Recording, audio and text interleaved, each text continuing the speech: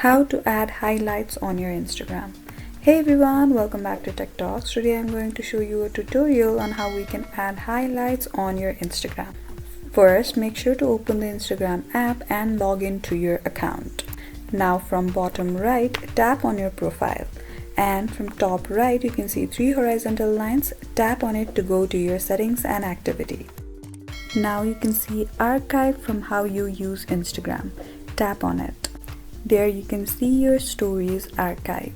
Tap on the story that you want to add highlight. At the bottom you can see an option to highlight. Tap on it and add the name of the highlight that you want to put. And voila, you've successfully added highlight to your Instagram profile. Anybody following you can see the Instagram story on your profile in those highlights. If you like this video, don't forget to give it a big thumbs up and subscribe to our channel for more similar tech tips.